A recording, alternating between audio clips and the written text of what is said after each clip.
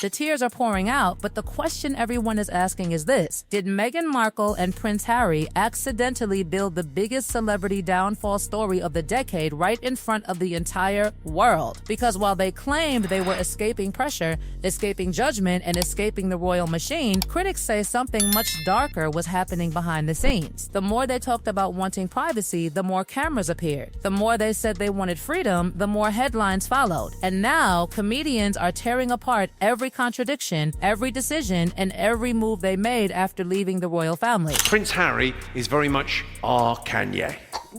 I mean, what I discovered was, of course, that she was hunting for a man in England from 2013 onwards and she targeted, there's no doubt she targeted Harry.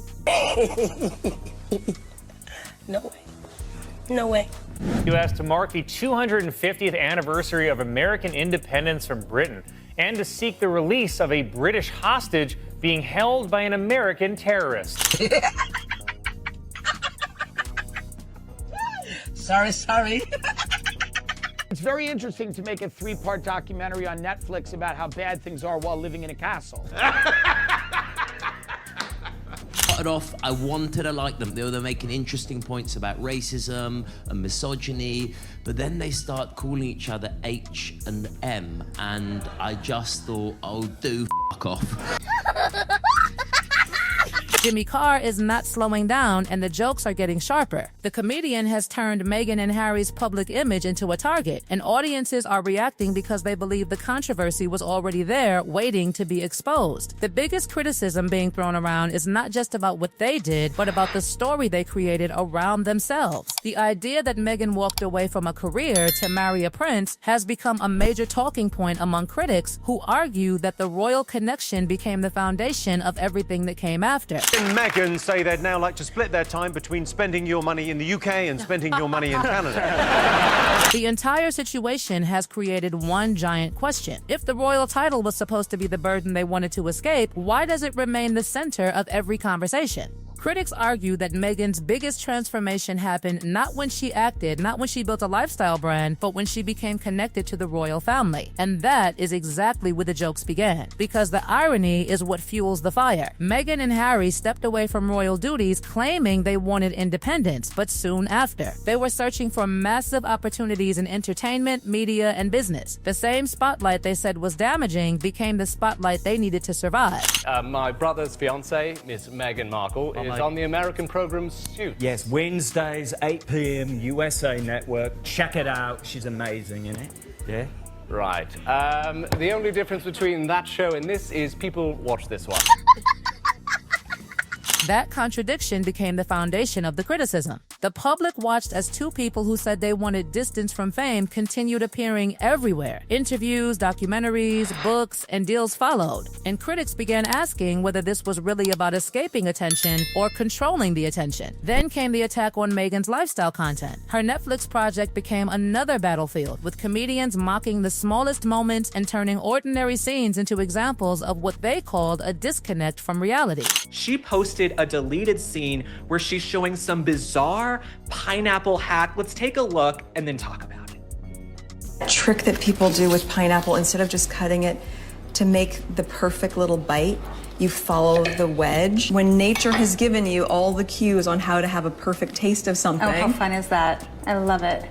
The jokes landed because they focused on something bigger than a single show. They focused on perception. To critics, it looked like a woman with every possible advantage was presenting simple, everyday activities as major achievements. The backlash wasn't only about flowers, food, or home videos. It was about whether the audience believed the image being presented. And then came the numbers. Numbers that critics used as proof that the Sussex brand was losing its power. Love Meghan, that stupid program on Netflix, failed to rank among Netflix's top 300 most watched titles. This woman is being paid millions of dollars to show how to cut into a pineapple. Also, I thought the pineapple was the international symbol for swingers. I think maybe she was like symbolizing she's down to party, down to have some fun. Are you taking cooking advice from Meghan Markle in the kitchen? The failure of projects became another chapter in the ongoing drama. Every contract, every opportunity, every platform became a measurement of success or failure. The question became, how do two globally recognized figures with unlimited access to attention struggle to keep audiences interested. Because when the world is already watching you, the hardest part is not getting attention. The hardest part is keeping it. The criticism reached a new level when people started looking at the massive opportunities Harry and Meghan received after leaving royal life. Hollywood deals, streaming partnerships, and worldwide curiosity surrounded them. To many celebrities, these were dream opportunities. But critics argue the results did not match the hype. In the sense, you've been handed the world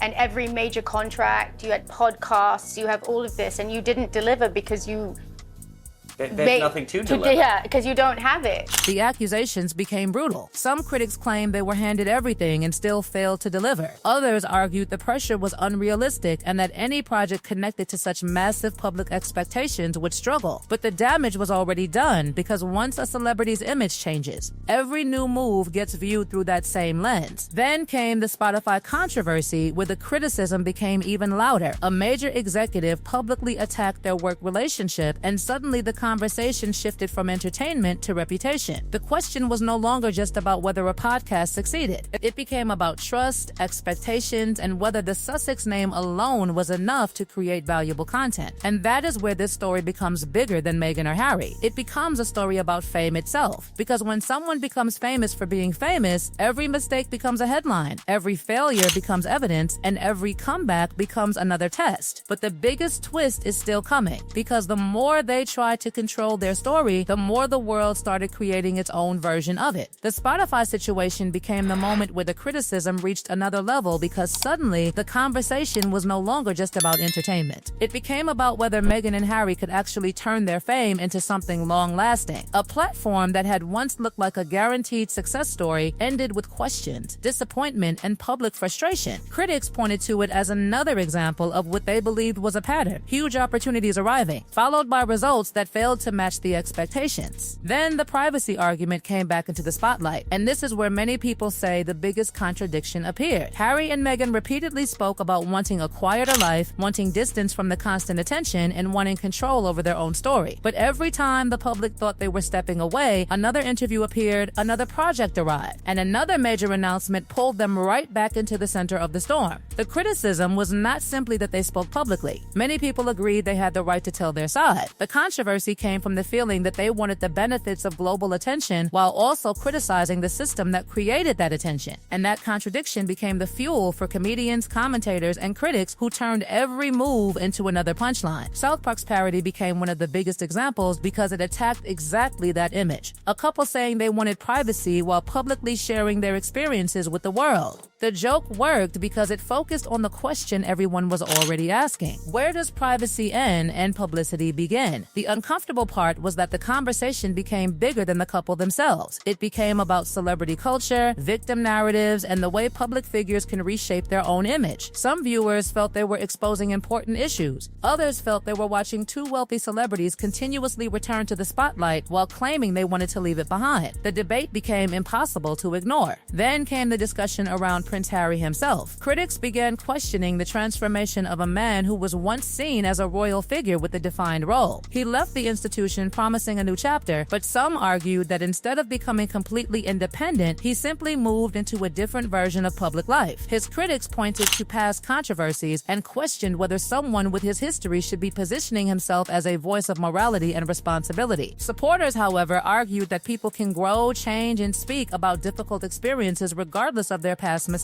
But in the world of celebrity, perception often becomes reality. The audience remembers the headlines. They remember the scandals. They remember the interviews. And every new statement is judged against everything that came before. The relationship between Harry and Meghan also became a major target of jokes. Some comedians suggested Harry went from serving the crown to following a completely different authority. The idea of a prince leaving royalty only to become controlled by another person became a repeated theme in comedy. Critics even argued that Meghan's success was heavily connected to marrying into the royal family, claiming that without that connection, her career path might have looked completely different. Supporters pushed back, saying that reducing a person's achievements to one relationship ignores years of work and personal effort. But the biggest mystery remains why the Sussex brand created such a powerful reaction. Few celebrity stories have produced this level of fascination, anger, support, and criticism all at once. Every announcement becomes a debate. Every appearance becomes a headline. Every decision becomes another chapter. And maybe that is the real story. Meghan and Harry did not just leave the royal family. They created a completely new kind of fame, one where controversy itself became part of the brand. Love them or criticize them, people are still watching.